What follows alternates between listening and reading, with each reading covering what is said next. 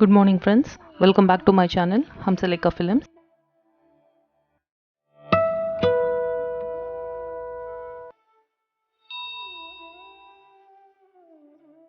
ఇప్పుడు ఉలగలంత పెరుమాళ్ గుడి నుంచి విరట్టేశ్వర్ దేవాలయం వెళ్తున్నాం. ఒక 5 కిలోమీటర్ల దూరంలో ఉంటుంది ఇది.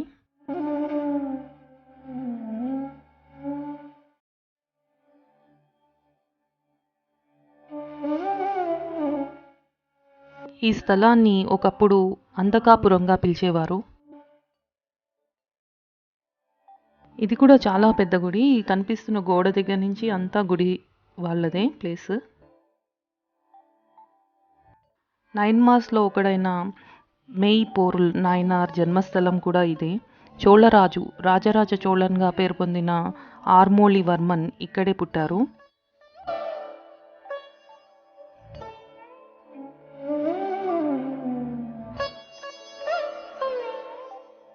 విష్ణుమూర్తికి 108 దివ్యదేశాలు ఎలాగో శివుడికి 275 పాడలు పెట్ట స్థలాలున్నాయి.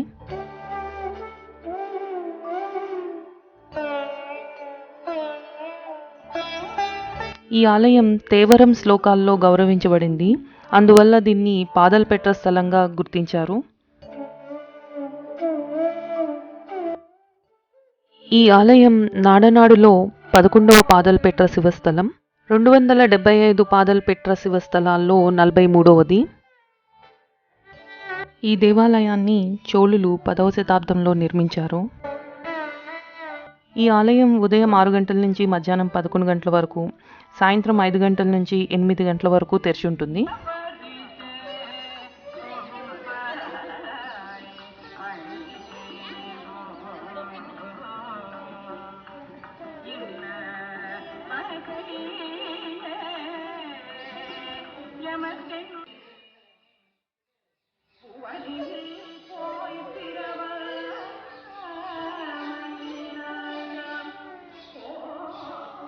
ఈ దేవాలయం తిరుకోవిలూర్ బస్టాప్ నుండి 1.5 కిలోమీటర్ల దూరంలో ఉంటుంది. అలాగే రైల్వే స్టేషన్ నుండి 2 కిలోమీటర్ల దూరంలో ఉంది.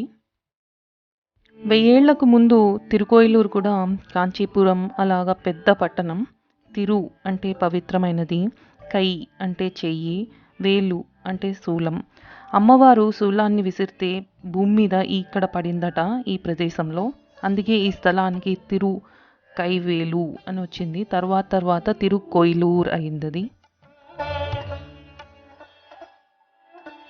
ఇక్కడ స్వామివారు స్వయంభూ. స్వామివారికి అమ్మవారికి విడివిడిగా గుళ్ళున్నాయి.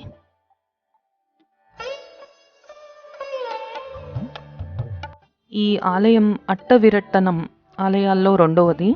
అంటే అట్ట అంటే 8, వీరం అంటే ధైర్యం. శివుడు వీరత్వంగా రాక్షసులను చంపిన ప్రదేశాలన్నీ అట్టవిరటంగా ప్రఖ్యాతిగాంచాయి.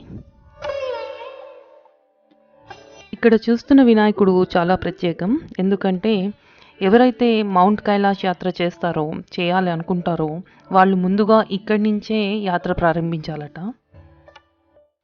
అవ్వయార్ అనే ఒక ఆవిడ శివపార్వతులను దివ్యదృష్టిలో చూసి కైలాసం వెళ్తున్నారని, దర్శించుకోవాలి వాళ్ళని అని వినాయకుని పూజ తొందరగా చేయిపోతుంది. అప్పుడు గణేశుడు ఆమెను పూజ నెమ్మదిగా చేయమని, పూజ అయ్యాక వినాయకుడే తనని తీసుకుని వెళ్తానని ఆశీర్వదిస్తాడు. పూజ అయిన తర్వాత పెద్దగా విశ్వరూపం తీసుకుని వినాయకుడు ఆమెని తొండంతో కైలాసంలో దింపుతాడు. అందుకే ఇక్కడ వినాయకుడిని పెరియానై అంటారు. పెరియా అంటే పెద్ద, యానై అంటే ఏనుగు అని అర్థం. ఈ అవ్వయార్ కథను ఇప్పటికీ మనం రాతి మీద చూడొచ్చు. వాస్తుశాస్త్రం యొక్క మూలం ఈ ప్రదేశానికి చెందినదే. ఈ గర్భగుడి గోడల్లో వాస్తుపురుషుని నిద్రభంగిమలో ఉండే రాతి శిల్పం ఉంటుంది. వాస్తుపురుషుడు శివుడు వీరోచితంగా పోరాడుతున్న సమయంలో శివుని చెమట నుంచి వాస్తుపురుషుడు పుట్టాడు.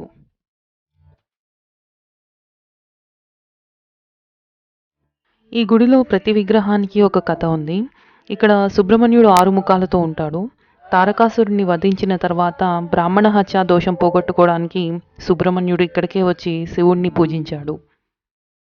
ఎందుకంటే మన భూగోళం అంటే భూమి కర్మభూమి. అందుకే దేవతలైనా సరే పాప నివృత్తి కోసం భూలోకంలోనే పరిహారం చేసుకోవాలి.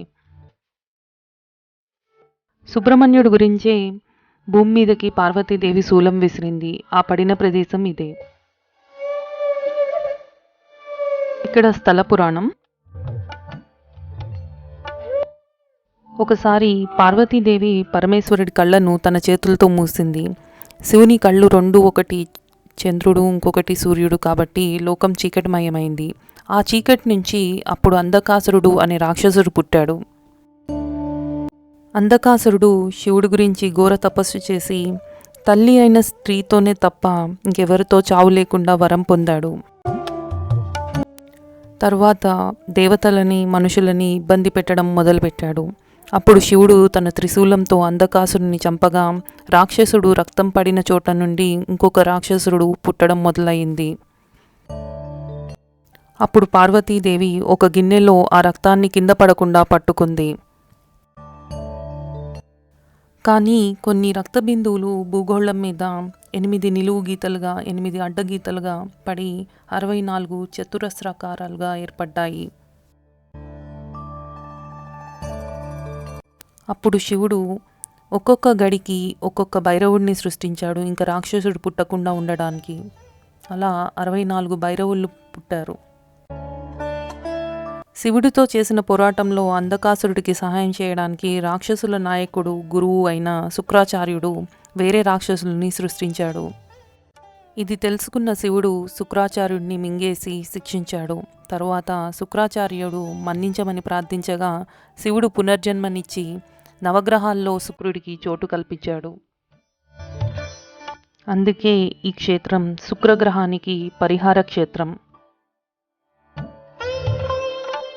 ఈ ప్రదేశంలో శివుడు అంధకాసురుడిని నేలకు కొట్టి తన త్రిశూలంతో పైకి లేపాడు. ఇప్పుడు చూస్తున్నది అమ్మవారి దేవాలయం. ఇక్కడ అమ్మవారిని పెరియనాయగి, శివనంతవల్లి అని పిలుస్తూ ఉంటారు. ఇక్కడ స్థల వృక్షం విల్వం చెట్టు. ఈ దేవాలయం తేన్ పెన్నై నది ఒడ్డున ఉంది.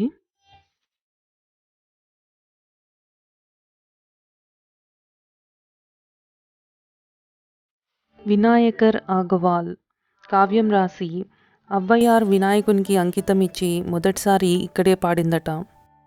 விநாயகர் ஔவையார் அகவல் பாடி பூஜை பண்ண விநாயகர். சுந்தரமூர்த்தி நாயன்மார் சேரமான பெருமானம் வான் வழியாக கைலாசம் போயிட்டுருதான் வரலாறு. வெள்ளை யானை வெள்ளை குதிரையில் கைலாசம் போயிட்டுருக்கா. அந்த சமயத்தில் ஔவையார் தினப்படி பூஜை பண்ணி நித்தியப்படி விநாயகர் பூஜை பண்ணுறது பழக்கம். இந்த க்ஷேத்திரத்தில் விநாயகரை பூஜை பண்ணிட்டுருக்கா. பூஜை பண்ணிட்டு இருக்கும்போது அவள் 2 பேரும் கைலாசம் போகிறது ஞான திருஷ்டியில் தெரியறதான். ஞான திருஷ்டியில் தெரிஞ்சு தானும் கைலாசம் போயிடலான்னு சொல்லிட்டு அவசரமாக பூஜை பண்ணுறா விநாயகரை.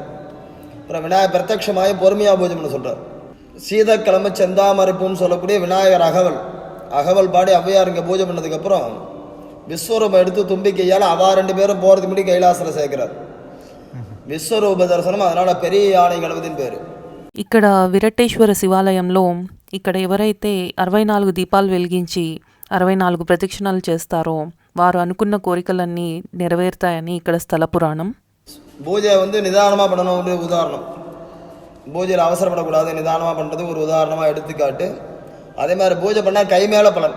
விநாயகர் உடனடியாக அனுகிரகம் பண்ணி கைலாச காட்சி கொடுக்கும். இன்றைக்கி யோகான்னு சொல்லக்கூடிய அந்த தத்துவங்களுடைய அடிப்படை தான் அந்த விநாயகர் அகவல், யோகானுடைய மூலம். சிவாலய தரிசனம், கைலாச தரிசனத்துக்கு இங்கேருந்து பிரார்த்தனை பண்ணி ஆரம்பிக்கிறது விசேஷம். கைலாச காட்சி கொடுத்து கைலாசம் கொடுத்ததுனால. ఇప్పుడు మనం విరుదాచలం వెళ్తున్నాం. నైట్ అక్కడే హాల్ట్. విరుదాచలంలో ఇదే బెస్ట్ హోటల్ అట, కన్నా గ్రాండ్. రూమ్స్ అయితే ఓకే, బట్ ఇంకా ఆప్షన్ లేదు కాబట్టి మనం ఇంకా అడ్జస్ట్ అయిపోవాలి. ఈ హోటల్ విరుదాచలం ఒక గోపురానికి ఎదురుగానే ఉంటుంది.